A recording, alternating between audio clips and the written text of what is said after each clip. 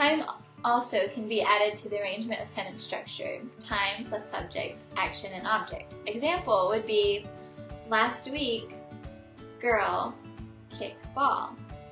The girl kicked the ball last week. Yesterday, he walked. He walked yesterday. Time signs are usually only signed at the beginning of sentences. A common myth is that ASL does not use be verbs. In reality, ASL doesn't sign be verbs, but instead it's communicated through the non-manual parameter of shaking one's head or using signs like have and true. For example, in ASL, one wouldn't sign the is and he is my brother. One would simply sign he, my brother, while nodding one's head. The concepts of being and existing are still conveyed, but it is done without be verbs. Another example would be, I, teacher. I am a teacher. She, nice. She is nice. He, my brother. He is my brother, when we've already done. And you, strong. You are strong. Grammar. Rules of dominant, passive, and symmetrical hands.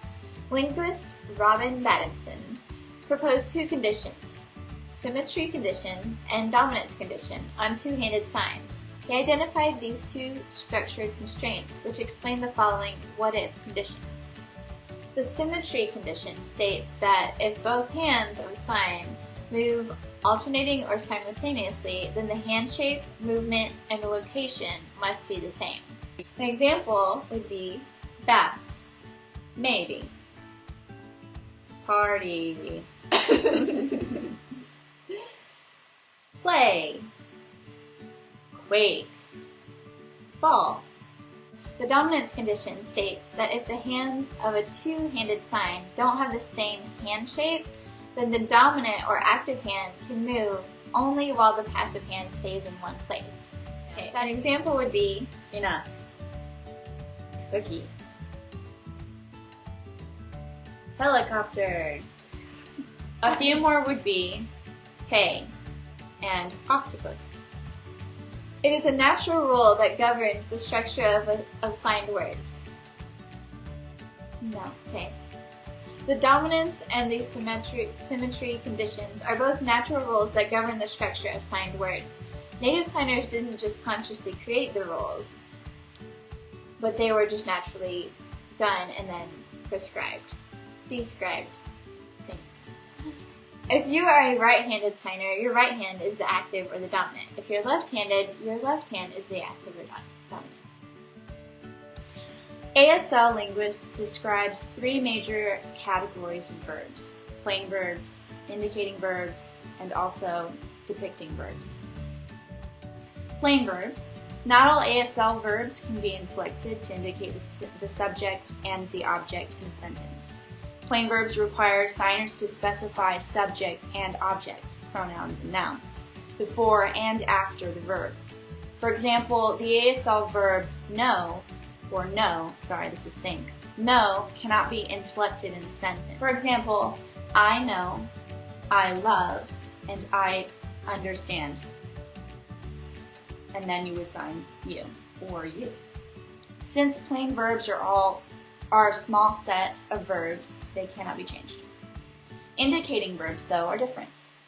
Most ASL verbs can be inflected in a lot of different ways to contain information about subject and object.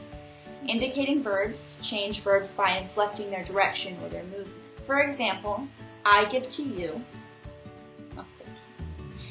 I give to him or her, and you give to him or her. The hand movements indicate that you're giving the object to the other person, or they're giving it to you. Another example would be using a book.